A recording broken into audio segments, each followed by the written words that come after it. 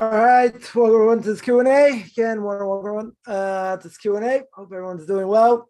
So the question came in, and spoke last week, at least how to look at what's going on, what happened in Israel and continuing in Israel. But someone had asked the question. I sort of dealt with it in Pirkei Avos, in a class on ethics of our fathers. But I want to hit a different aspect of it because I think it's important. Someone mentioned this whole thing that, this festival, whatever that was going on. So someone had mentioned that's on the flyer, they were doing yoga and the names were Jewish. And so the question was, how could if it was on Sukkot or whenever, how can a non-Jew host this type of party, or even a Jew for that matter, will make it easy. In the video, it shows half-naked women. Yeah, it's kind of a problem. You saw any women, that were taken captives. It's true. You see the pictures. They weren't obviously dressed modestly. But we mentioned also that, it's not just this one event. When the Jewish people do things wrong, there's collective punishment. So this is already a decree. It's a bad decree, right? It's definitely a bad decree, no question, right? So there is collective punishment, but at the same time, having a Buddha there, having half-naked women there, all the other things, yeah, that's definitely not good, right? That's definitely not good. And we mentioned, we're not going to say that that's the reason all this happened. Could be any number of reasons, throughout the whole year.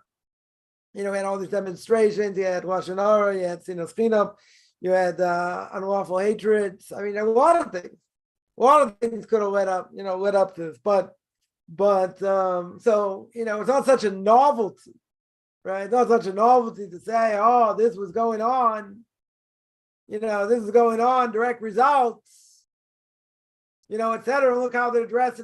So, but the part of the question I want to hit is someone says, or someone asks, how could this happen? How did it happen? So what's the answer?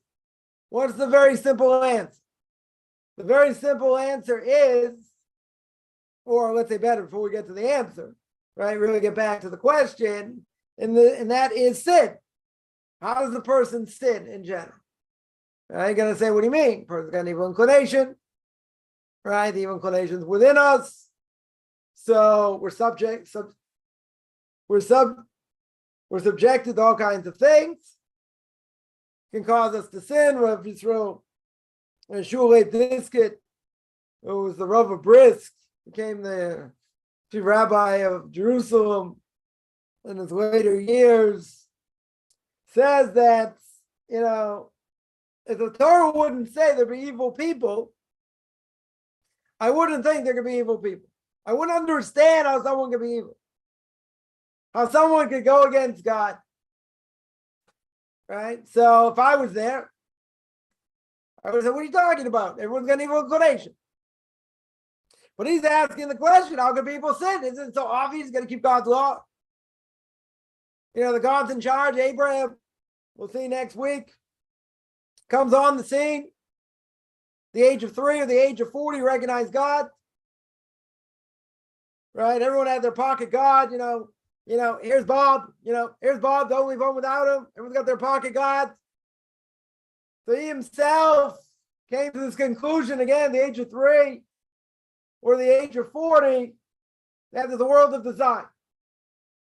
Right? We're living in a world of design. Why no one else figured it out? Good question. But everyone had their idols. So simple answer. So the question is, how can a person sin in general? Right? You say, well, it's a basic question. There's an easy answer. I have an evil inclination.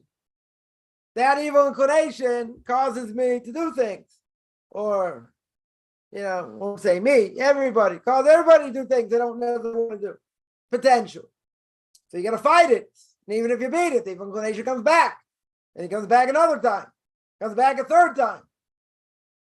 So if you're brought up in general, brainwashed by society, which is most people, right? They're brainwashed by society.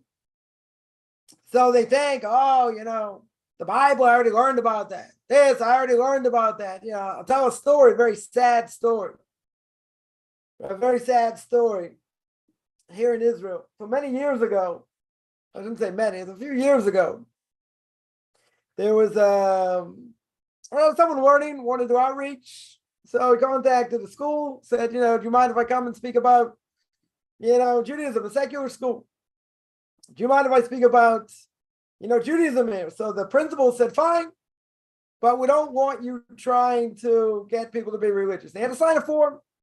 He had to sign a document, basically saying he's not going to try and, get people to be religious. Okay. So comes, in front of 400 kids. These are Israelis. I'm not talking about someone who lives in the outback, right? And someone who lives in the mountains, someone who never knew anything, a potato farmer in Idaho, right? No offense to anyone, a potato farmer grew up in Idaho. Someone who knows nothing about nothing when it comes to God and Judaism and all that. Yeah. So he's speaking before Shavuos, before the holiday of Shavuos. So he asked them, he asked them a few things, see what their range of knowledge is. Again, you can't make this up. This happened. So the principal is there, and he asked the following question. Again, this is to Israeli kids. We're not talking about people living in the outback. We're not talking about any of this. Israeli kids, no Hebrew. At least not to read Hebrew. Yeah. They should have some level of Jewish background, you would think. You'll see from this question that they didn't. We asked them the following question. He asked them, who wrote Sefer Tehillim? Right? Who wrote the book of Psalms? That was the question he asked. These are 400 secular kids. Nobody knew the answer. The principal didn't know where to hide.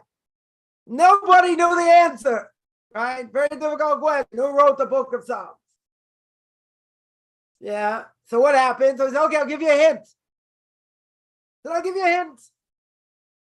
What was the hint? He said, David, and they all go, Ben-Gurion. David Ben-Gurion, the first prime minister of Israel, did not write the book of Psalms. That's ignorance beyond ignorance. I heard a government official once say, that, here in Israel, you want to convert, you have to go, go through the chief rabbinate. They say they make the test way too hard. They make it way too hard, the questions they ask. Yeah. Well, one of the questions is, who's Moshe Rabbeinu? Who's Moses? Like, are you kidding? Who's Moses? That's too tough a question. So people who grow up, quote unquote, brainwashed, stuck in the media, stuck on social media, whatever, what's expected of them? What's totally expected of them? What are they supposed to know? I mean, it's a mind-boggling idea.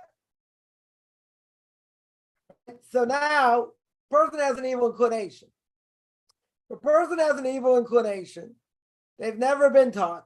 There's a lot of peer pressure, tremendous amount of peer pressure. Be like everybody else, or, whatever. You want to go back to believing in the Bible? Go back to antiquated laws? So you're telling me these people have never been taught. You're right. People have been brainwashed. You're right. So, is it any, Shulei Diskin said, but if you look in the world and you have a head on your shoulders, how could it be possible to even sin, to want to sin? Because sin is a rebellion. It's essentially rebellion against God, whether they know anything or not. It's a rebellion.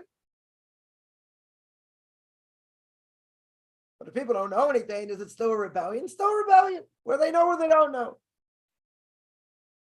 Right? So So you want to ask, how can a person sin? That's easy.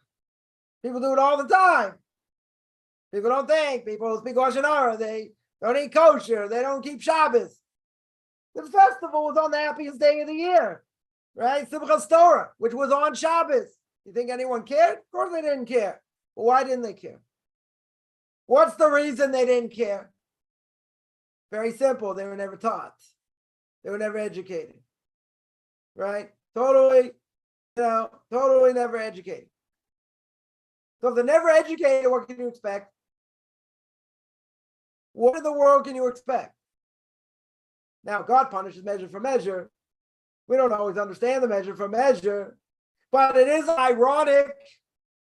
There are some people held in Gaza. God should save them, take care of them, should come back unharmed. But there are some people in Gaza that bent over backwards to help their people in different ways. Gave them jobs, other things, and now they're being helped. Imagine, God's irony. You got one of the, big time leftists. We love the Arabs. We're going to help them as much. Come, we'll give you water, we'll give you food, to take a medicine bag, this, that. And this is what they do, these butchers. God's irony. You think they're getting a real education now? Hell yeah. They're getting a great education of who these barbarians are. A great education. That's what they're getting. Is it anyone, and let's say they come back intact. Let's say they come back intact. Hopefully they do. Are they going to learn the lesson? They're going to say, no, these are just bad apples. It was society's faults. It was Israel's faults. Yeah. Who made the problem here? Let's go back to Genesis chapter 1, verse 1. God created heaven and the earth. Comes along Rashi and says, why does the Torah start with creation? Rashi's question, and name his father, Rabbi Yitzchak. Right? He says, why was there creation? Why does the Torah start with creation? So the answer is because the non-Jews can't come along and say, hey, you stole our land. You stole our land. Land belongs to us. Right? Because Rashi says really should have started with the first mitzvah. But where was the first mitzvah? Rosh Chodesh. Exodus chapter 12. That's where it should have started. So Rashi says, so the nations want to have an answer. They want to have a question. Why did you take our land?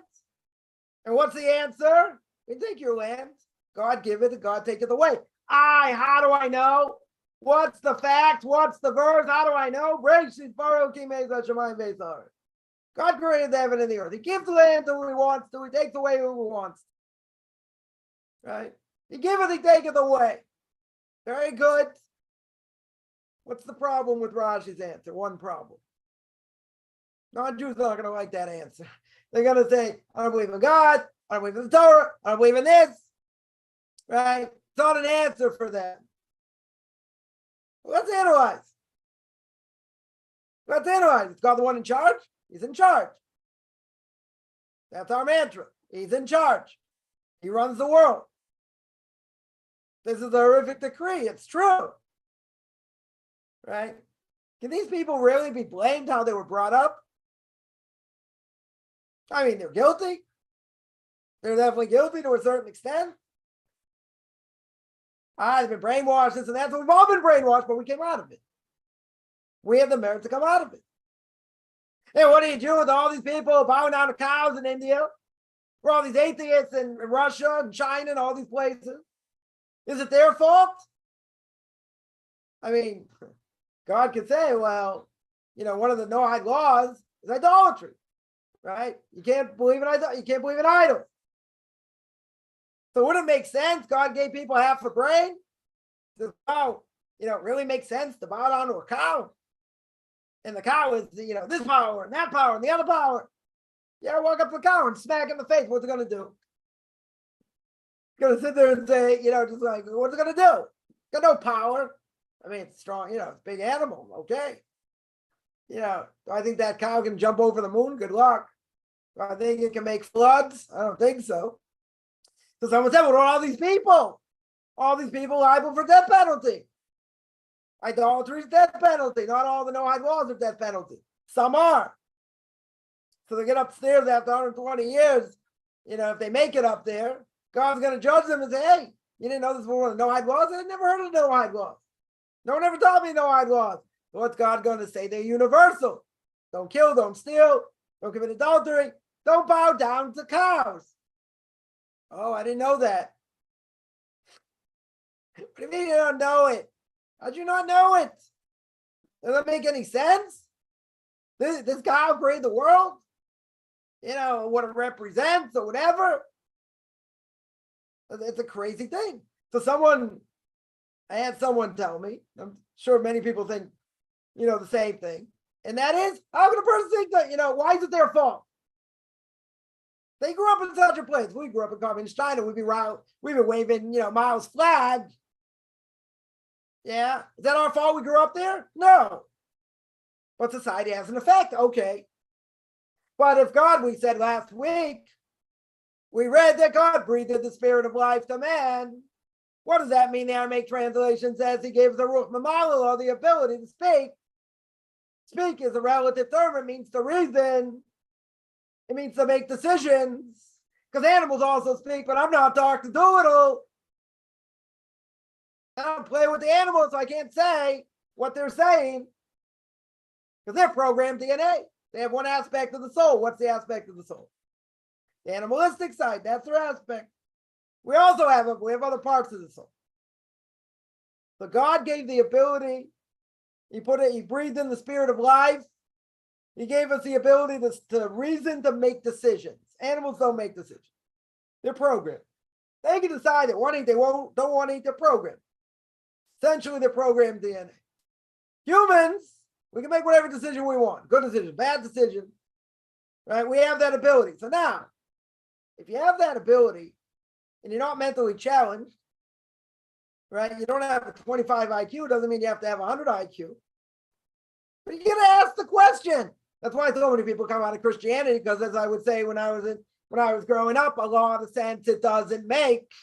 There are contradictions all over the place, and they're happy with it. They're happy with the contradictions. They're happy with mistranslations. They don't care, right? They'll give you an answer, one of the most difficult passages in Tanakh, and say, hey, this is Webster's 8th definition. 8th definition. Okay, I'm kind of thick. I want the first couple definitions. I don't want Webster's 8th definition. I have to turn myself into a pretzel, right, in order to try and figure out what it says. It says, no, it means this, and it's a hint, right? I had these Mormons. I was in South America, when I was in Chile, second biggest group of Mormons outside of Salt Lake City, happened to be in Chile, not exactly sure why.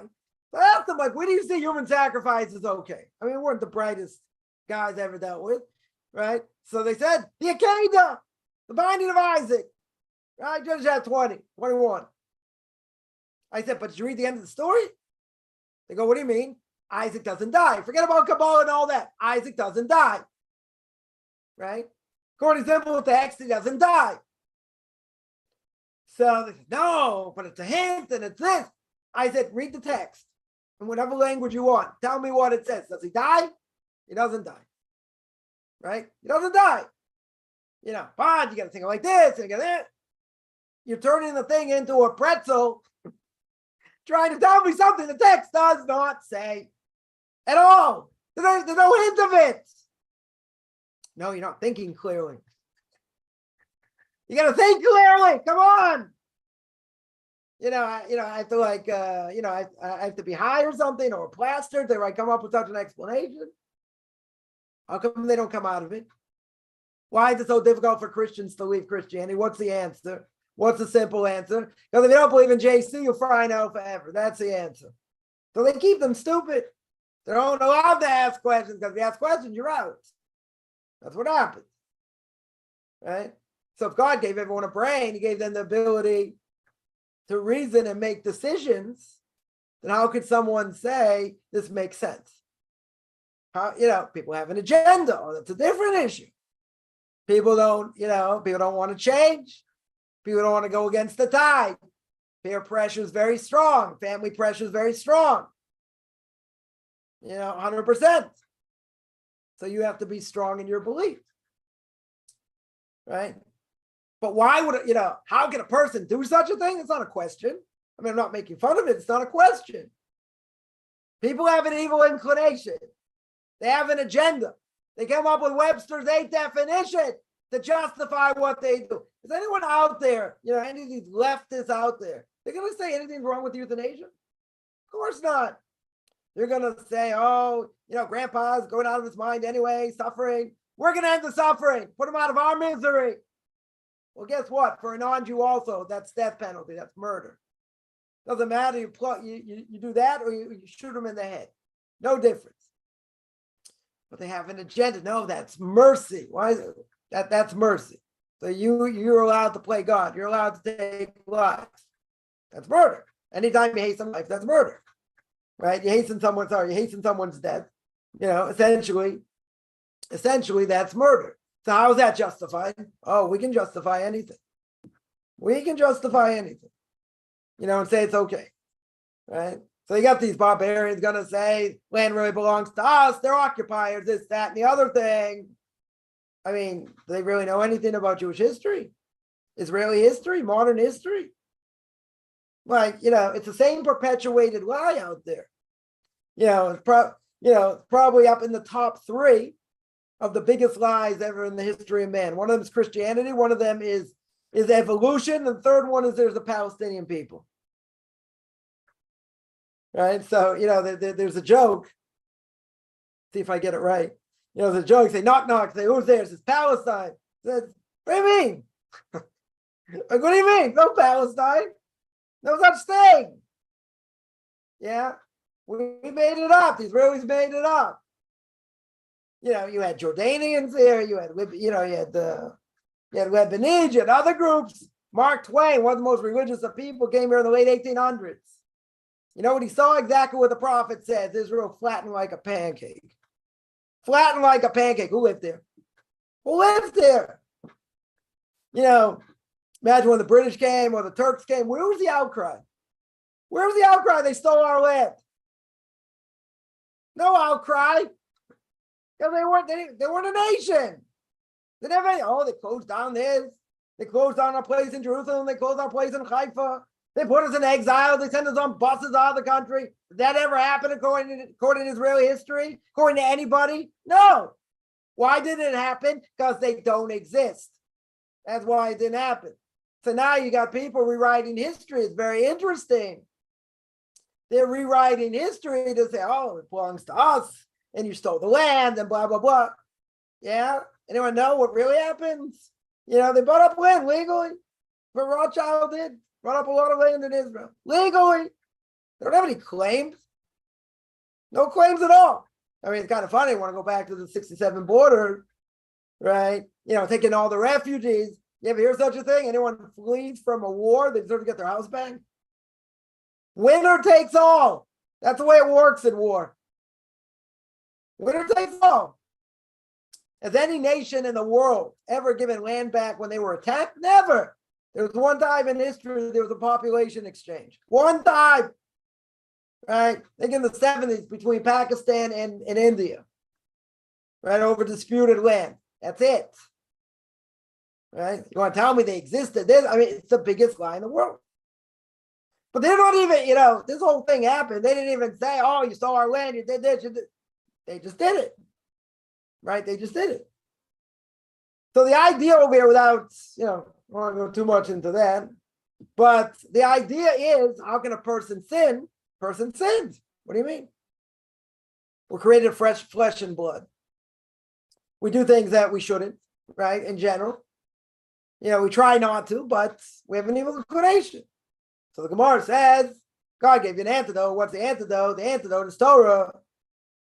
But then the Gemara says, even though the antidote is Torah, if you don't have God helping you, you're in trouble, even with Torah.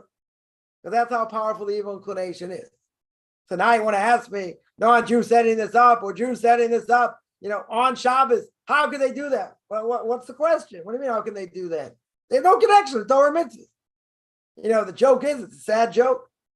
Some people use their Hebrew name 4 times in their life when they're, when they're born, when they come of age, when they get married, and when they die. That's it. They don't use the Hebrew name. It's buried. Right? Hebrew, there are plenty of people out there, cultural Jews.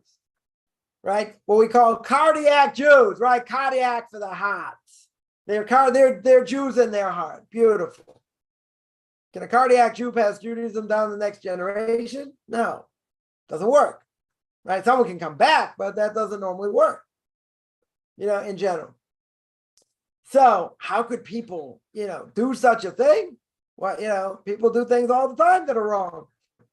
Why do people smoke? Why are they overweight? Why do they do other things? I don't have to answer for that, but you want to ask me, how could they do such a thing, on such a day and such Shabbos? That's easy. It's an easy answer because they don't know anything. They don't know the specialness of Shabbos. They don't know the specialness of what it means to be a Jew. Yeah, so they do what they want. Antiquated laws, this, that. They want to be free. That's the song Hatikva. I want to be an Am Chovshi, a free nation. Give two explanations. Free nation meaning that we're not subjugated to the non-Jews. We have our own people, right? We have our own nation, defend ourselves. So the second explanation, probably more closer to home. What does it mean, an Am Chovshi, a free people, free of Torah mitzvahs? That's what the land of Israel is for most people, who live here. Most people, they have a connection to the land? No.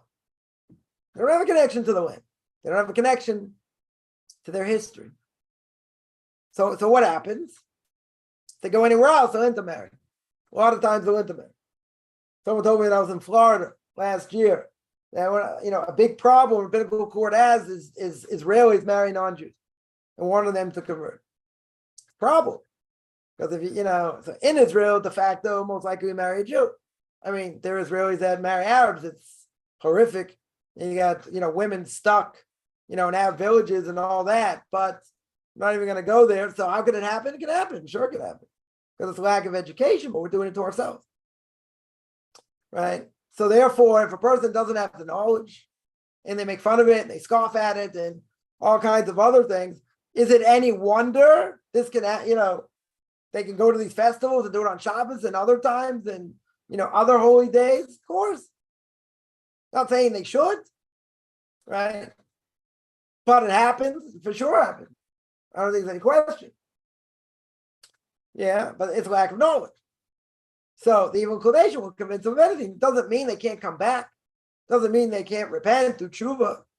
They have the ability, but it's hard. I mean, there are a lot of Israelis, repenting. It's very good. But mass society, they know nothing. You got a generation. I'm not saying the whole generation, but you got these kids that don't know who wrote Sefer Tehillim, who wrote the Book of Psalms. That's sad. That's pathetic. And again, if I would go into, places in the States, secular Jews, and I asked them that question, most of them also wouldn't know the answer. But this is worse. Here at least they know the language. They learn a little bit about it. Anyway, secular Jews don't even learn that. Barely learn that. So that's not surprising, right? That is definitely, not surprising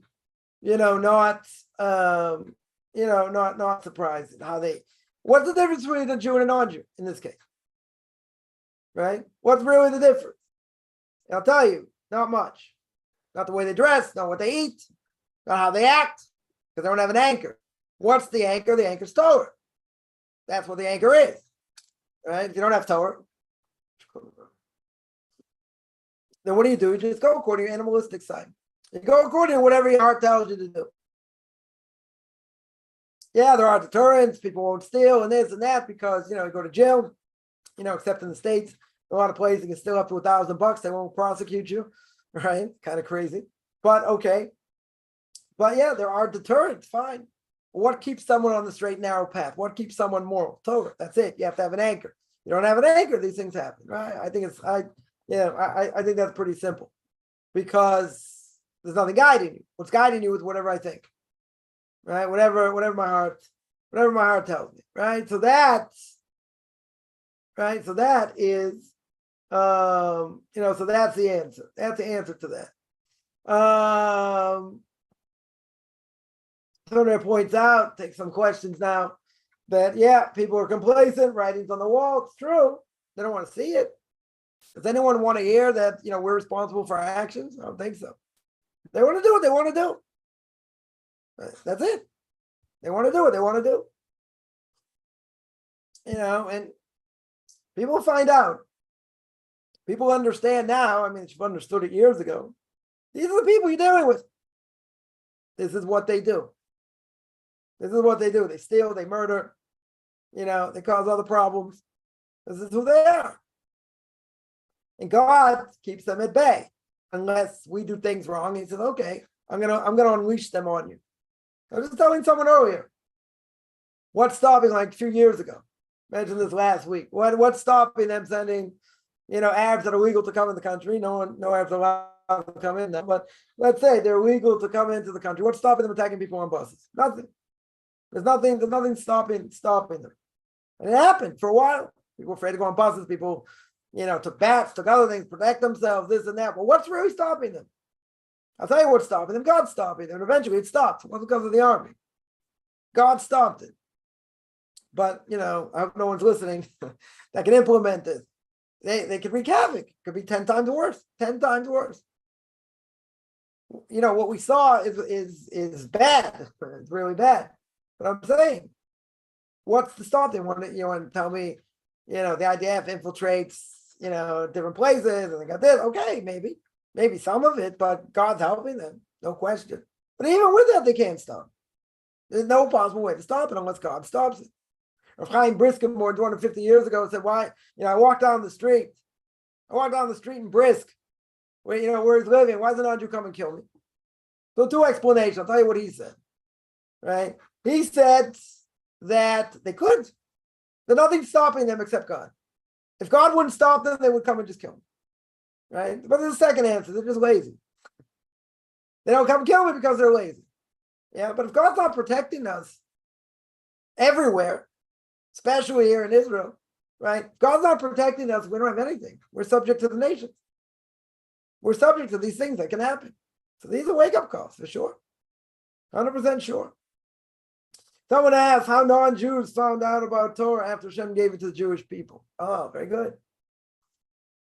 First of all, when God gave the Torah to the Jewish people, it says in Parshas Yisro,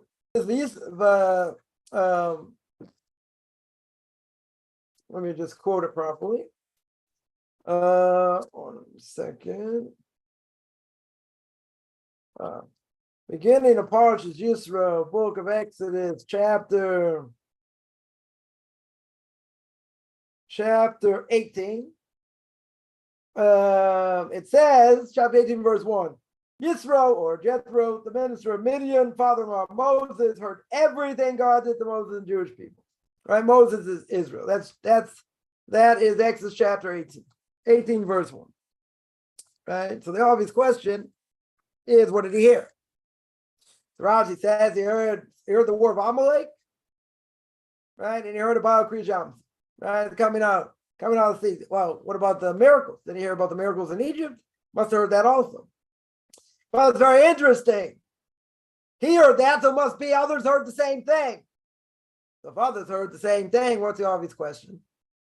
The obvious question is, if everyone else heard, why was only Yisro came and changed? Why did Yisro change? What is it about Yisro?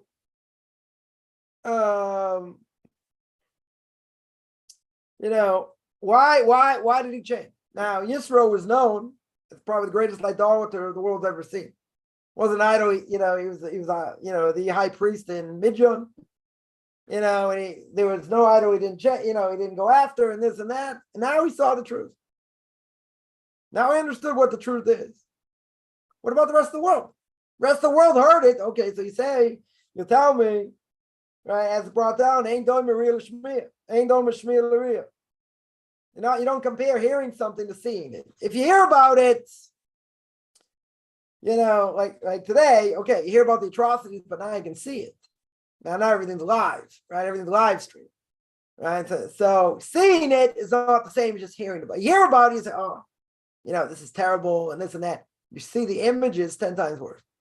10 times worse. So he heard it, but he got the message. He internalized the message. These were the people to be a part of.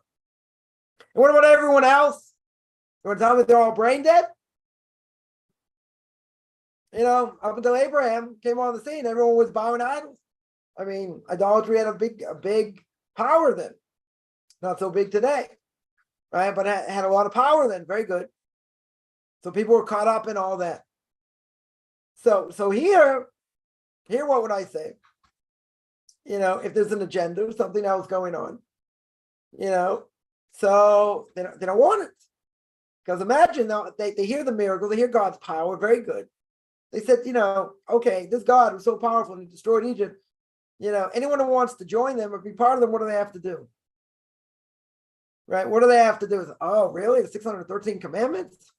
And a lot of them don't make any sense logically. Nah.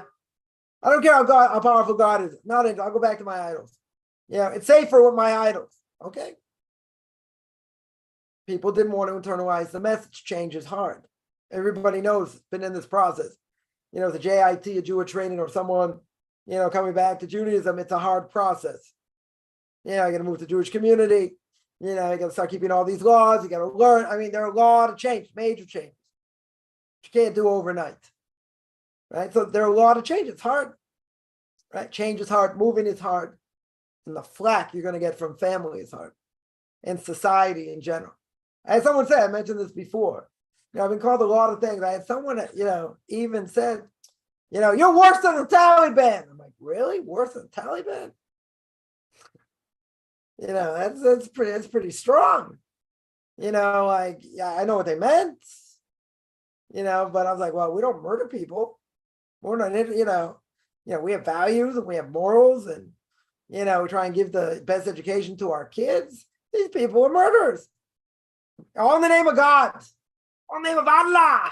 Right? All in the name of God. Yeah, they're a bunch of fruitcakes. Because what they say is not what the Quran says. Right? It's very good how people misquote or, have their quote-unquote own interpretations. Okay. They have an agenda like everyone else has an agenda. But God gave everyone a brain. Everyone, think. Does this make sense?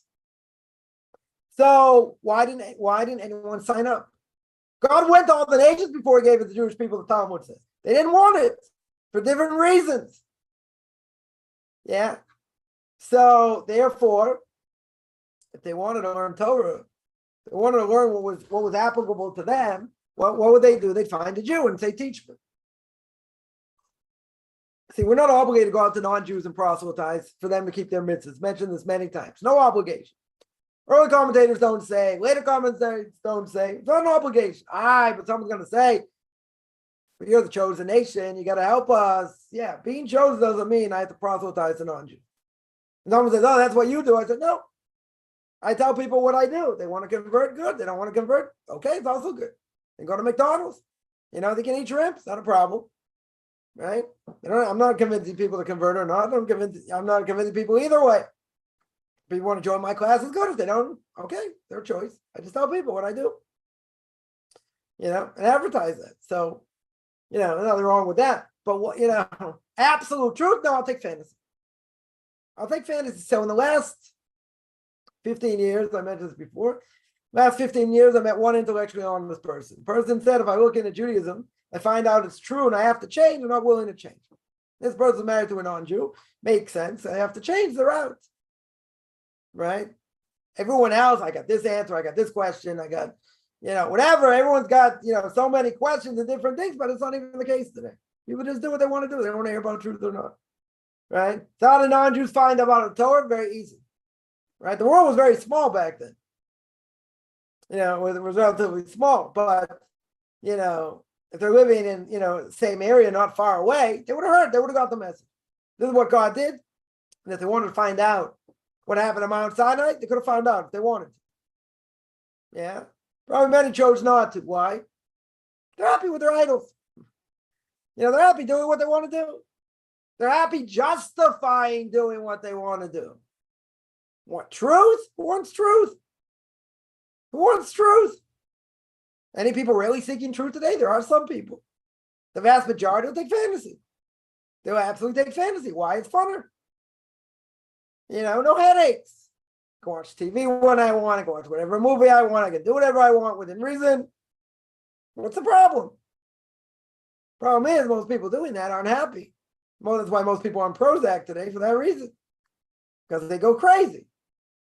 If everything's permitted, they abuse everything. That's what they do. That's essentially what they do. So, that in no way, shape, or form is going to bring happiness. Yeah. So, if it don't, let's say like this. Anybody who wants truth today. The Gemara says, you want to go on the right path, God will help you. You want to go on the wrong path, God will not stop you. Yeah, so someone wants truth, they'll find it. I have to go looking for people to find truth. People come to me and they say they want to learn Torah. Maybe they'll convert, they won't convert, this, that, okay. But I'm out there, pounding the pavement, looking for people to get to know Noahide laws. Not our job. Not our job. And the Noahide laws, by the way, are obvious. They're universal. It's something a non-Jew would have figured out. They're not going to have a claim in the next world if they even get there. They're not going to have any claim whatsoever. When God said, why did you do this? Why did you do that? So I didn't know. Oh, you didn't know murder was forbidden? No, euthanasia is different. Stealing was forbidden? Come on, Uncle Sam takes too much anyway. I pay too much in taxes anyway. That's not stealing. Yeah, we're going to have all kinds of excuses. And what's God going to do? My language is going to go pink. Right, next. All right, that's the answer. Is murder theft of life? I don't know, it's an interesting way of putting it. It's considered theft of life. I mean, you are taking someone's life. You are technically, I don't know how to put it in those terms, but yeah, it could be considered stealing life. When Cain kills Abel, God says, I hear all the generations that were supposed to come out of Abel screaming.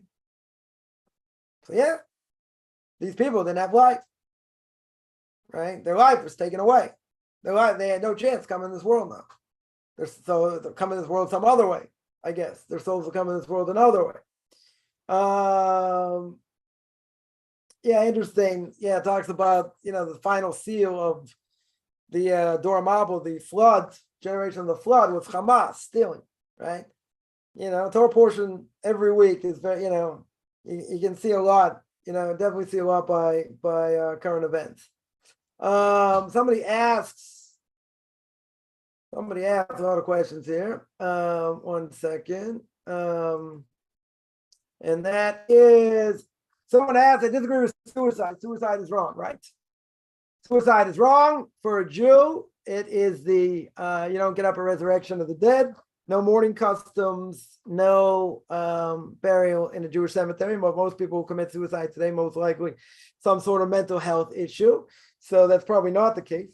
That, that the punishment will be as severe, right? Because it's probably not in the right mind. But yeah, it's forbidden for Jews, and for non-Jews, right? So there's an event in Tanakh where a soul will be taken by God. Is allowed to pray that a soul will be taken by God in his side. So you have a case.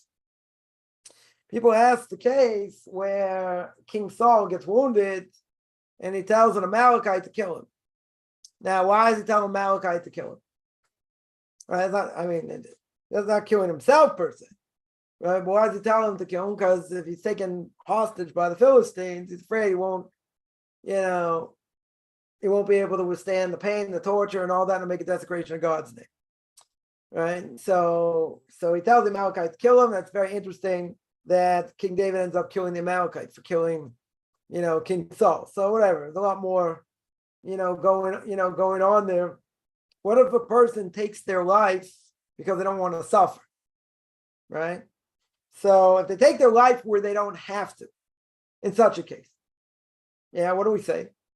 So we say that's not so we hold, practically speaking, that's not called suicide. Because he gave up his life where he didn't have to.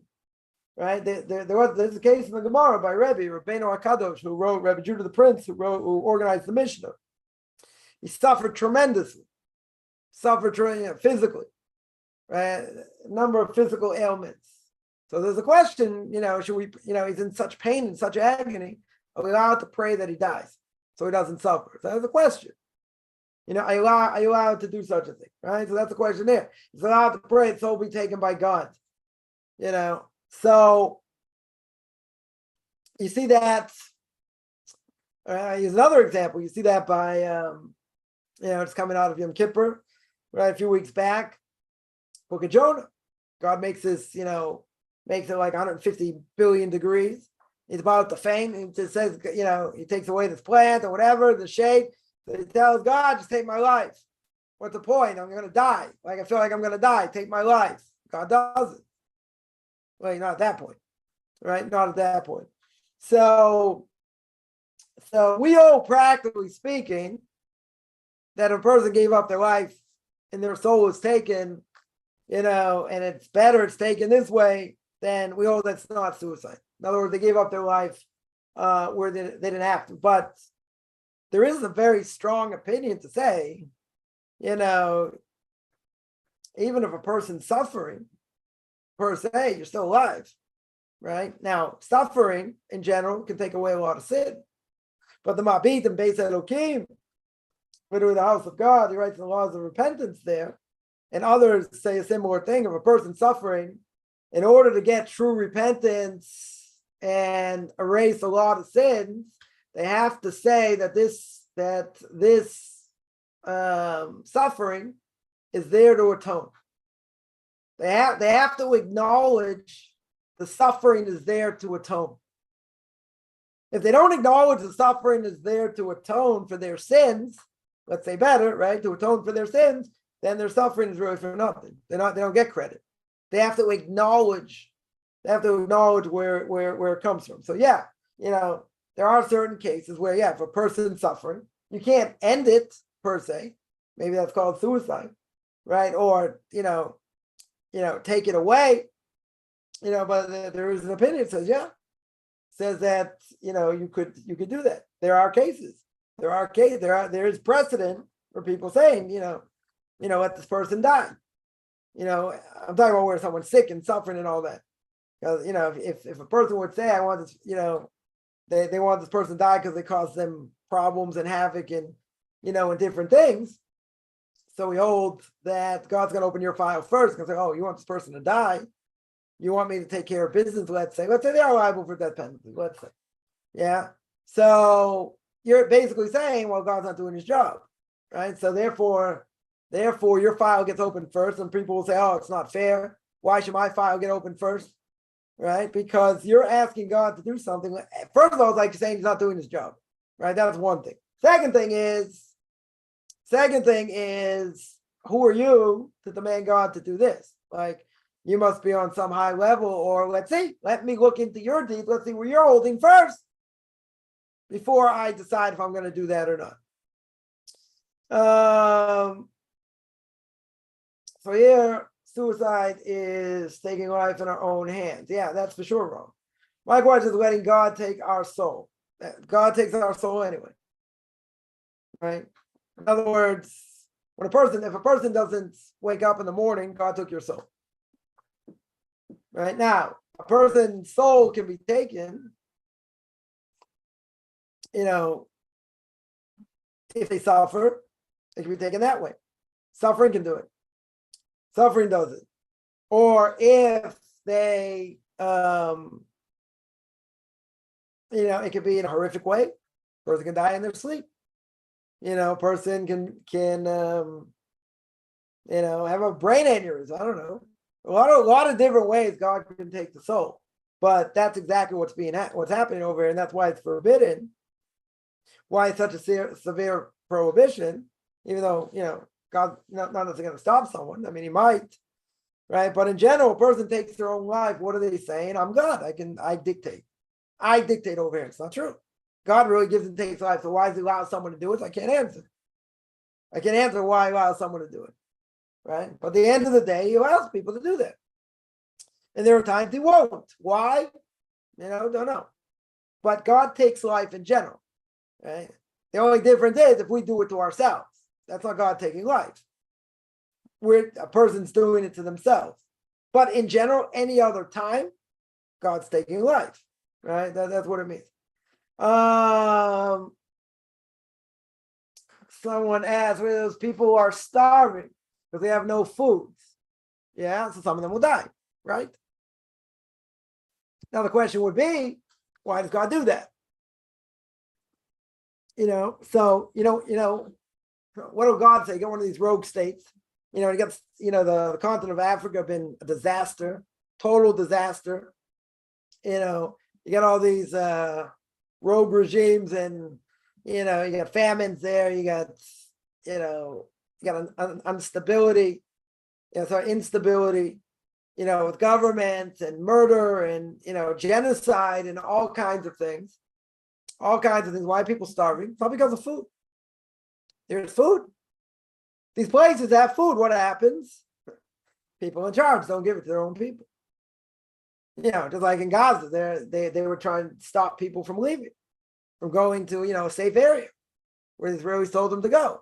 And you see, they're trying to pull people up. They're stopping people physically. So is the people in Gaza's fault? No. It's not necessarily their fault. But again, remember, God's the one calling the shots here, right? So those people, if they're going to be starving, we can attribute it to man. We could say, look, what goes on in these rogue regimes and this and that, it's not the people's fault. Okay. But who essentially takes life? What's the answer? The angel of death. Who's the angel of death? The evil inclination. He's an angel. Does the angel of death, is he allowed to take life when God says no? No. What's the obvious proof? The book of Job. Right? Very beginning of the book of Job. God says, you can do whatever you want to my servant Job, you can't kill him. Right? Direct commands. An angel cannot do what God says. He's not, cannot do whatever he wants. He's not independent. Right? The book Derech Hashem, the way of God, speaks about that. These forces do not have independent power. They're messengers. Now, what's his job, the angel of death? The evil inclination, well, certainly to trap us to make mistakes, true, but he also takes life. But when does he take life? When God tells him to. Now, you can tell me these people don't deserve to starve. So I'll tell you like this. Moses himself asked God, I want to be able to understand how you run the world. What does God say? You can't see, no one can see my face and live. What does that mean? It means you can never understand what's going on at face value. So there could be a tremendous decree on these souls that, for whatever reason, they came to this world. We'll call it reincarnation. They came into this world, even non-Jews, right? Let's say, and they're starving. Whose fault is it? Whose fault do you say? It's the people around them. It's their fault. But if God runs the world and God's in charge, they have a decree on them. This is what they have to go through. And someone who comes back, God forbid, mentally challenged, child's born, right? Mentally challenged. Is it the child's fault? No. How do I know? What's the biggest proof? Child's not guilty. When is the person guilty of sin? Right? When they come of age or by the age of 20? If a child's born in a messed up form, per se, right? Mentally challenged, right? Let's say, or has all kinds of diseases or whatever, So what happens? That soul had to be in that body, that messed up body for whatever reason. It cannot be punishment for the person. For the person themselves, how can that be punishment? They're not being punished here. Their soul is being punished, yes. Right? But if they're not liable for punishment, the later cannot be punishment for them. Someone asks, one second, people are starving, right? Okay. Right, that I answered. Question, party in Israel, that I already spoke about before. Right? That I spoke about before. The names are Jewish, yeah, so what? So what if they're allowed to do yoga? Some yoga is permitted. If it's idolatrous yoga, it's forbidden. Right? Not all yoga should be permitted. But there's kosher yoga. Right? There is yoga that is permitted. It's not idolatry. If it's yoga, I don't know, I'm not an expert in different types of yoga, but if it's yoga that is attached to idolatry, that's forbidden. And if that would be forbidden over there, yeah, then that was a horrific thing going on. But again, I'm not saying that's the reason why it happened. Right? That's for sure. It's permitted for a non-Jew to host a Sukkot party. Why are they hosting it? First of all, this wasn't on Sukkot. It was after Sukkot. Right? And even if he was a non-Jew, so he wants to have a party. Can't have a party. Yeah, they're going to be Jews there. Yeah, that's the problem. Shabbos. desecration of Shabbos, right? I spoke about that. So what? So, so he hosted it. Yeah, even if he did. And is he guilty? Maybe he's putting a stumbling block in front of Jews, maybe. Right? If it's a non-Jew hosting it, yeah, but we don't hold necessarily this putting a stumbling block by a non-Jew. We don't necessarily hold that. Right? But nonetheless, certainly not a good thing to have all these Jews there desecrating Shabbos. If it's idolatry, non-Jews forbid it, no question. Right? So it's supposed to be, it's Simchas Torah, so they do something else. Non-Jews obligated to Simchas Torah? No. Absolutely not obligated to Simchas Torah because it doesn't apply to them. Simchas Torah is about finishing the Torah. They have an obligation to finish the Torah every year? No. There's no connection to them. Right? Shavuos, there's no connection to them in general. God gave the Torah to Jewish people, didn't give it to non-Jews. They have no connection. You're right, women were dressed not properly and this and that. Okay, so it's all part of the inclination. Is it permitted? You're asking me if it's permitted? No. Totally not permitted. How can a non-Jew do it? Why do people smoke? Why are they overweight? Why are they fat? Right? When you ask that, you can ask that just as easily. Why do people do stupid things? I can't answer that. You're stupid. Yeah. Are they allowed to do it? No. Why would they do it? Easy answer. Because they do. That's the answer. It has nothing to do with, if you tell me it's idolaters, yeah, that's bad.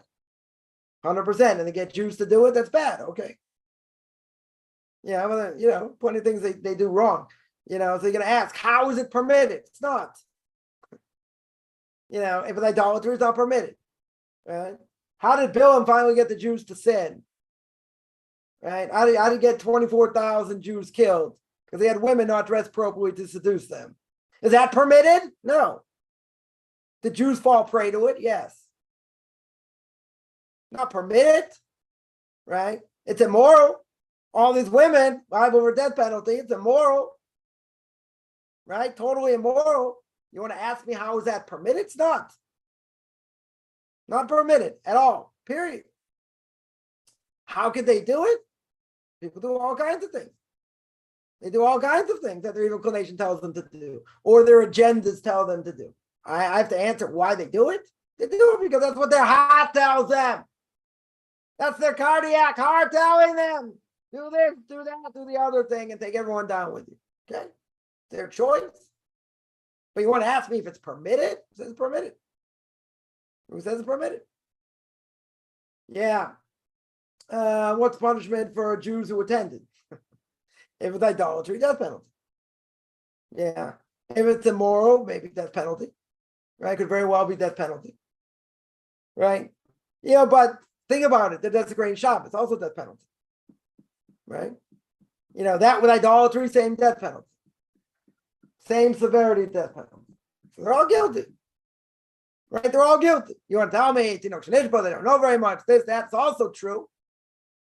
Also true, so the level of punishment will be less. Level of punishment will be less. But again, I'm not going to say, maybe other people would, but I'm not going to say the fact that they were there and it happened then and everything was calculated and blah, blah, blah, that is the reason that God made this decree. This decree already came before by Rosh Hashanah. We didn't wake up, we didn't repent, this decree happened. Now, did this help? Oh no. This definitely didn't help, but I'm not going to say it's the reason. It could be part of it. I think last year you got plenty of other reasons. You had all these demonstrations, all these leftists. I mean, all kinds of crazy things going on here. Just in Israel. I'm not talking about other place. Just here. Get all the liberals, get all the gays, get everything else going on. Unlawful hatred, lashon hara. That's enough. That's enough to warrant that kind of punishment. So this didn't help. This, I agree, did not help. But yeah, the punishment is very severe. But I'm not going to tell you it's that punishment. We go through things and suffer in different ways. You can't pinpoint why. You can't say, oh, I did this, I got zapped straight away. It could be happening something you did 6 months ago. God says, okay, I had enough. You didn't get the message. I'm going to give you the message this way. Okay? But is it because I did this, that, and the other thing 2 days ago? No, not necessarily. Maybe it is. Can't pinpoint it. right? But remember one thing. When something like this happens, I mentioned last week in my Q&A, when something like this happens, God orchestrates all these people liable to die in the death penalty. He organizes them to be in one place. And then he allows it to happen. Say a plane crash, right? Most people in a plane crash, they die, usually. You don't have survivors. Yeah. So all these people in the plane, they're all liable for death penalty. God took them all at once. Now, it's very interesting how each one got on the plane and where they came from and all that. But he orchestrated that they should be on this plane, and the plane went down. And that's how he took them. So same thing. He orchestrated all these people to be there, everything being set up, and that's what he did, in a horrific way. Right? Horrific way to go, and everything else. But he organized it. Is that the only thing they did wrong? I mentioned this last week. I don't think so. I don't think it's the only thing. I think there are other things that certainly led up to it, and this is the final thing.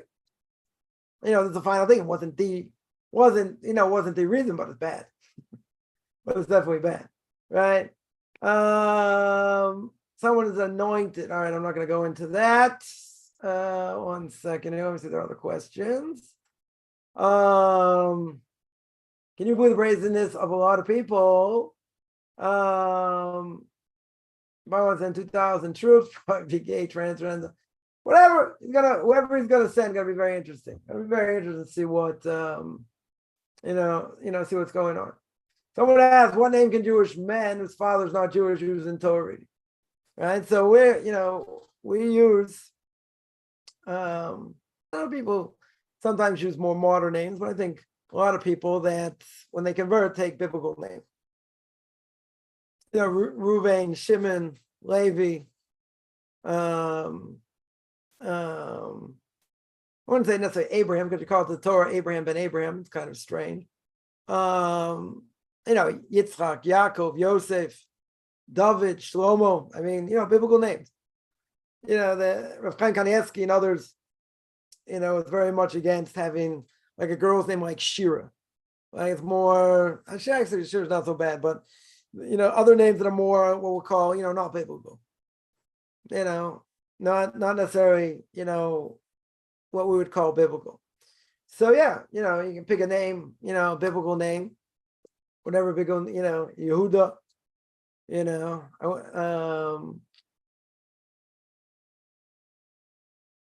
something like that. Biblical name is good. Yeah, 1 sec. Some who grew up not knowing they were Jewish, do not know the Hebrew's name. Oh, very good. And they don't have their parents' Hebrew names. So if they grew up Jewish, then I guess they can make up a name, right? They can make up a name. They don't have a name, or they don't remember the name, and they don't have any records. Then I would say probably whatever name they give themselves, they should probably say Ben Abraham, like a convert. That's what I would think. You would say the son of Abraham, because if you don't know the name, I don't know if you can just take any name, right? If you can take any name, for your father, but I guess if you don't know, you probably could, right? But I would probably say it's safe, just like a convert, say son of Abraham. That's what I would say. Just learn halachic ruin whether Jews are obligated to teach the goyim. Yeah, that's what it says. They're allowed to learn.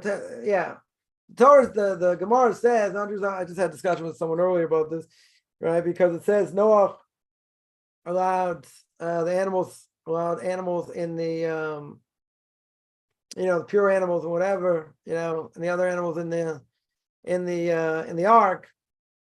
And they said, how do you know which animals were pure or not? Which animals were kosher or not? It says they must have learned Torah. So there's a whole question: how's he learn Torah? A non-Jew that learns Torah is liable for death penalty. So they're allowed to learn, what applies to them, but they can't learn, certain things they can't learn, like, Talmud they can't learn right now, to have the conversion, but they can't learn in depth, like a Jew, as well. But they're allowed to learn what they need to learn, for their own laws. When you're allowed to add to our name, you can add whatever you want. There's no You don't have to wait the right before conversion. Person wants to choose a Jewish name and they want to be called by it. That's not a problem. Shimshon person called death of the Philistines, right? Yeah, you don't see too many interesting. You don't see too many people calling their kids Shimshon. I mean, yeah, I have heard here and there. It could be because he married Delilah and everything that happened there. But yeah, it's not. I wouldn't say it's so common that people call Shimshon, but he was one of the judges. No question. How about men or women who commit suicide so they fall into the hands of the enemy? Oh, so it's a question by women. Let's say, women, like children. Gemara says 400 children, and we're going to be taken to Rome, and be held captive by the Romans time of the Second Temple. They all jumped in the ocean, committed suicide. Right? So why did they commit suicide? Because they knew that the Romans were going to abuse them, so they committed suicide. So I asked my Rebbe about this, and I said, I don't understand. First of all, the Rambam doesn't bring it down. The Rambam doesn't say anything. The Code of Jewish Law doesn't say anything. But he says that's a halakha. If you give up your life in a case where you don't want to be abused or for any other reason, that's not called suicide, right? That would not necessarily be called suicide, right? So it's funny. I shouldn't say it's funny, but I remember, when I asked him about this, he said, "Yeah, that's how we hold." So I said, "But it's a homiletic piece of Talmud. We don't necessarily postulate like it. We don't necessarily go like that according to Jewish law." And I said, "It's not even brought down." Right? This case is not brought down according to Shulchan Aruch, according to the Code of Jewish Law, or by the Rambam, right? Who the Shulchan Aruch is based on. So he said, that's the halacha. So I said, but it's not brought down. He said, leave me alone. That's how we hold. Practically speaking, he told me that's how we hold. Is there a connection between Haman and Hamas? Hamas really, means to steal by force. That's what it means. Haman, no. But I would say, what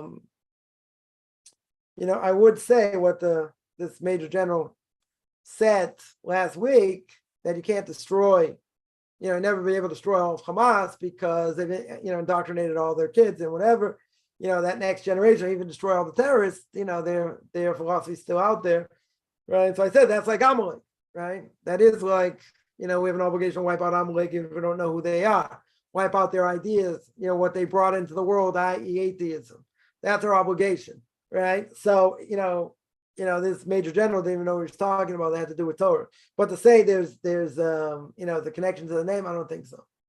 Why do the rabbis say that one of the giants survived the flood?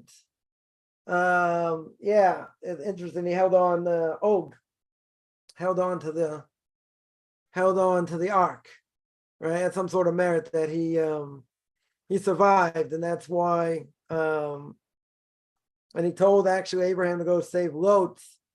So Abraham was afraid. So Moses was afraid to fight against because of this merit that he had.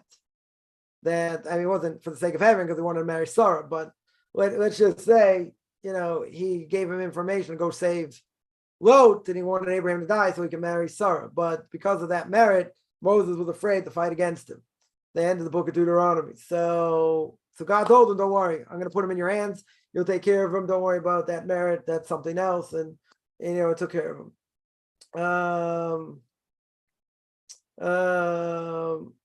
Yeah, any other questions? Why tefillin not worn on Chol Moed? Yeah, Chol Moed, the whole question. Tefillin, the Gerah,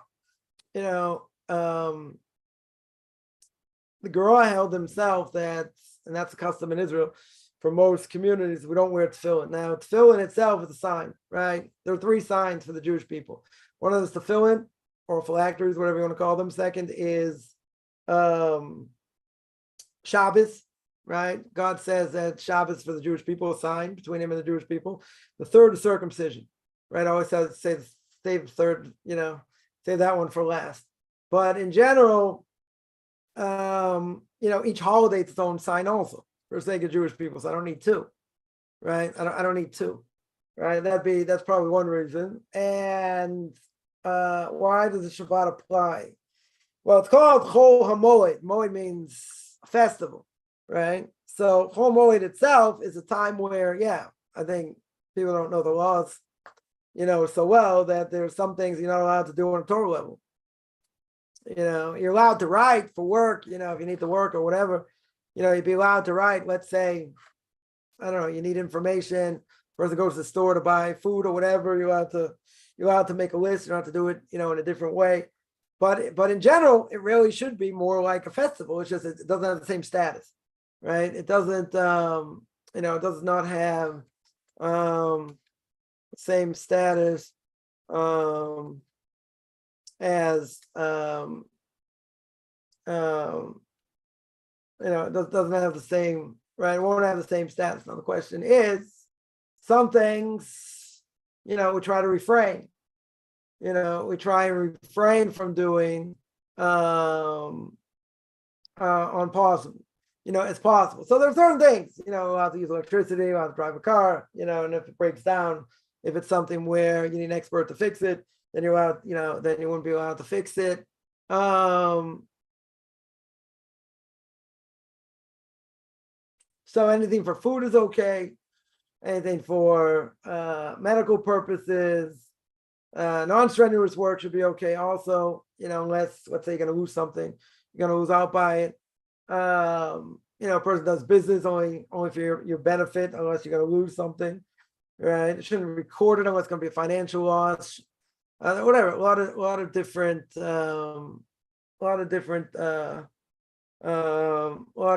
things here. Let me see other questions here. So if we had a name, would it be like Bas Leah or no? A name would be like Bas Sarah, right? Because Abraham and Sarah were the ones who made all these converts. So therefore, you would say the daughter of Sarah or the son of Abraham. Any other? One second, a bunch of questions here also. Let me deal with. So another thing is a JC. I don't know. Some people say never existed. Some people claim, one of the rabbis, was a close disciple of Rabbi Shua ben Prachas. Some say not, right? So again, some say it's more like a figurative thing, not a real person. Others say, he was. So, I'm not up to date on all the, all the opinions, but there are a few opinions, whether it existed or not. So punishment for celebrating Sukkot as a non-Jew. Liable for death penalty. If they're celebrating it like a Jew. Right? If someone's a JIT, a Jew in training, they can celebrate. Right? They're allowed to. Right? Otherwise, how are you ever going to know how to keep it? Right? So you're allowed as a non-Jew to celebrate it as long as you do something on purpose to break it. So that's not a problem. Right? As long as you do something to break it, you're not doing it, like Jews. Can a non-Jew go sit in a sukkah? Could. Right? He's going to sleep in a sukkah? I wouldn't say that. I mean, let's keep something in mind. A non-Jew is not in the process of conversion. We're going to call a Noahide here. Right? If they're not in the process of conversion, you don't straddle the fence. You do what you're allowed to do, and you don't do what you're not allowed to do. Remember, the holidays are really for Jews, not for non-Jews.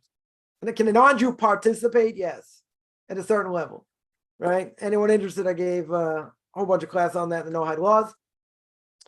I gave them as Noahide laws. They're about 60. I have it up here. One second. I still have to get it fixed. I don't know why it doesn't necessarily work. Someone wants to pay. I have 68 classes on the Noahide laws, Noahide history, deriving the laws, immorality, murder, eating live from a live animal. I'm sure it's common by most people. Stasik or Toshav, making up a new religion, prayer, blessings, Torah studies, selecting a rabbi, Shabbos, all the holidays, what you're allowed to do, not allowed to do, etc. And then you got marriage, different things of conception and contraception and abortion, circumcision, life-threatening issues, how to deal with animals, right? So whatever, you gotta know what to do, what applies, what doesn't apply if you're staying as a Noahide. if you are going to be a Jew, so you're allowed to participate, but you have to break the holiday and do something on purpose in order that you don't keep it. You're not allowed to keep it like a Jew. Yeah. Any other questions? Somebody says the truth, Egypt and other Muslim countries want to join the war against Israel. I don't think Egypt does. Definitely don't think Egypt does. Egypt, I think, was interested in making peace, trying to broker a peace with Hamas, but I don't think that's going to happen. They're not going to jump in. They have no interest in jumping in. Jordan, I don't think has any interest in jumping in. I mean, they're weak anyway. Israel would flatten them like a pancake in any case. So I don't think they have any. They don't have any love for Hamas, for sure. I mean, the biggest place where everyone's concerned about is Iran, right? And Iran is funding Hezbollah and Hamas, and that's why there's a lot going on up north. And Hezbollah, unfortunately, has 150,000 missiles. That's where they're using their money. So, 150,000 missiles is, you have to go in there and just flatten them like a pancake in order to stop it. So, and I'm sure they got underground bunkers and everything else. So, the Taliban had come out and said that, if they get free passage, they also want to join the war. Very good, but I don't think anyone's giving them free passage, to come through. So, you got three fronts here, right? You got down south, you got down south, you got up north, and you got Syria. Syria's not a real threat, at all. They just blew up their airport anyway. But Syria itself is, they're pretty weak that way. They're pretty weak that way as well. So not so worried about Syria. You got more worried about Iran. I think that's why America bringing forces here to offset that. So we'll see. But other Muslim countries, I don't think who's got any kind of power besides Iran. They're the ones funding everything. Right? It's a good thing. Sleepy Joe just gave him $6 billion. Where do you think that money went? Probably went to all this. So, it's a good thing he's coming to Israel, show solidarity. That'd be the first thing I asked you, moron. Why'd you give the money? Why'd you give the money? The rogue state, you know what they're doing? They're like a few weeks away from making a nuclear bomb, for goodness sakes, according to reports. Right? You just gave him $6 billion, unfroze it for what? So listen, God runs the world. If Zechariah chapter 14, according to Malbim, this is what's supposed to be, I got a front row seat. Got a front row seat that's going to be the end to end. It could. Is it going to be? I don't know. Right? I don't know. But listen, could be. See what unravels here. See, Israel's just waiting to go into, I'm not exactly sure what they're waiting for, to go into Gaza. Who knows? All hell can break loose after that. They go in, who knows? Maybe Hezbollah starts sending thousands of, rockets, or, other people are going to jump in, and who knows what. But, not many of these Muslim countries are very strong. They don't have any real power. It's really, whoever's being backed by what do you call it? By Iran, right? So you got Hezbollah, you got ISIS, and you got, and you got them. So, everyone else around. I mean, Iraq's pretty weak. Not worried about Iraq. Not going to really do much. Jordan's nothing. Flatten them like a pancake. They're not interested in getting involved. All the other countries. They're not. I don't see it. The main threat is Iran. They're the biggest threat. Besides, God forbid, Israel going into Gaza. It's going to be a bloodbath. It's going to be pretty much suicide mission. But they have to go in and get these people out. It's not just about the hostages. It's about getting getting rid of these terrorists also. But even so, they got a two-front war right now, and I can't imagine other Islamic countries coming in because they don't have any power. They don't have any real power. Maybe if they did, maybe, but I think it's the last thing that Egypt wants. I think it's the last thing that Syria. Well, I wouldn't trust them either, but they don't have any real power. It's the last thing Jordan wants. Who wants to join in is Iran. They want to jump in. Them in backing Hezbollah. So so we'll see. Those are the only countries I think are gonna jump in. But it said JC is burning in Gehenna, right? So I would, again, there are those that say maybe it's somebody else, not him. Maybe it's someone else, but it's true. That is what the Talmud says. So if you would ask me, I would say, yeah, he was a real person. He wasn't, the Talmud also says that we killed him. and a bunch of his disciples. So that would lead me to believe he also, it's not talking about, we don't have to know who these disciples are, but it doesn't matter. We don't, it would make sense that that's who it is. It's not that he just a political figure or someone doesn't exist. Everything you said, never claimed resurrection. Okay, that was that by the church. How's the North? Yeah, North's getting shellacked right now. A bunch of missiles fell in and sirens going on. They're getting ready probably to go in there also. I don't think they're gonna have much, have much of a choice. I was telling someone earlier, just remember one thing. If this was Texas and Mexico. Mexico was sending in missiles to Texas. Texas would flatten Mexico like a pancake. No, don't ask any questions. Put up asphalt, put up a McDonald's and call it even. That, there wouldn't be any question. No one ask any questions. Oh, but it's Israel. We're going to be more humane. This, that. Again, they're going to flatten them like a pancake. Hostages are going to die probably. It's going to flatten the whole place. But they'll never do it. Mass genocide. I told someone that earlier. I'm surprised they didn't hammer me. But that's the only way you stop it. Innocent people are going to die. Yes. Is it their own fault? It's the people, who are in charge. It's their fault. Right? That's the way you stop it. You're going to go in the ground. Every single place in there, I'm sure, is booby trapped and everything else. It's not going to be pretty. It's not going to be pretty. So, if they could do it any other way. There was a question someone asked me a while ago, dropping the bomb on Nagasaki. Yeah, killed so many people. Yeah, but stop the war. Right? Saved thousands of American lives. So that's a justification. That is a justification. Listen, we've seen by the Torah. God gave a man to wipe out Amalek, wipe out every single one of them, men, women, children, and say that's genocide, right? Because of what they represent. And King Saul, for whatever reason, didn't do it, didn't follow through. Because he didn't follow through, then, this is what happened. Then you had Haman, right? Then you had Haman over here. So, someone would ask me, how do you solve the problem? So yeah, you have to go on the ground. Thousands, God forbid, a lot of people are going to die. A lot of Israelis, God forbid, end up dying, probably. Yeah. So I would say, okay, instead of doing that, just nuke the place. And, you're going to say, no one's going to allow them to do it. Be a lot of public outcry. How do you stop it? How do you stop it with saving lives? You could save thousands of Israeli lives by doing that. Now you're going to say, come on, that's racist, that's it. How else? The only way you stop is you go door to door, find these terrorists and get in their bunkers. That's the only way. At the cost of what? And what cost? There's going to be tremendous, Israeli life lost, American lives lost, Brit lives lost, whoever's coming. There's going to be tremendous loss. Tremendous loss. You got to say they'll go in, they'll shoot, they'll have airplanes, they'll flatten the places, and then they'll go in. Well, I don't know what they're going to do exactly, right? I'm not a military strategist by any stretch, but what I can tell you is that whole place is booby trap. That's what I can tell you. Booby trap. Yeah. They're going to go into a house. You're going to have all these terrorists in human shields. What are you going to do? And they put grenades in what are they, in the hands of like this grandmother or child. What are you going to do? No one should have to go through this. So what's my answer? Not going to be popular just by any stretch. What's my answer? You're going to kill everybody. That's the only way.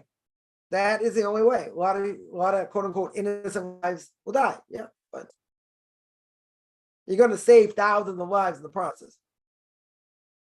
That's what what they're going to do. So I'll ask the question: where are all these? Where are the 22 Arab nations going to take in these people? Let them just all go out. Let them escape. No one wants them. I told someone earlier. I said, there's only one country in the world that does not have a problem with Muslims. It's only one country. You know what that country is? Japan. You know why they don't have a problem? Because they don't allow them in. Someone told me yesterday in England, you got other places. Thousands and thousands of people praising Hamas. It's insane. Yeah. Yeah, you're going to have problems from all of them in all countries. Right? And they're multiplying like no tomorrow. So they're going to take over these countries eventually. That could be the beginning of the end also, in the end of days. So, Germany's like that. England is like that. France is like that. All these countries like that. None of the people there are having any kids. They're having more kids. And eventually they get, they'll get people elected, different things. They'll take over. Eventually. I mean, I'm not a conspiracy theory by any stretch, but that's the way it looks.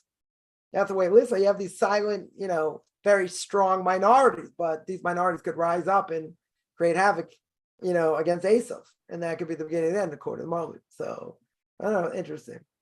Yeah, U.S. is funding Iran. Listen, they funded all kinds of terrorists and this and that, for their own agenda. Yeah, listen, God's running the show. God 100% is running the show. So we'll see. We'll see what's going to be. It's, we don't know what's going to be. It is going to be interesting to see what happens. That I agree. That I agree. All right, I'm going to stop here. This every Tuesday and Thursday, 10 o'clock Eastern time. 5 o'clock Israel time. Anyone has any questions, find me on Facebook at Rabbi Chaim Coffman, Beyond Orthodox Conversion Judaism, orthodoxconversion.com, Beyond Orthodox Conversion Judaism on YouTube. There I get videos on Torah Portion of the Week, Ethics of Our Fathers, Q&As, Book of Leviticus chapter, Book of Leviticus in general, controversial issues. You want to send me an email, rabbichaimcoffman@gmail.com, RBBICHAIMCOFFMAN@gmail.com. Wish you have a good beginning of the day, middle of the day, or end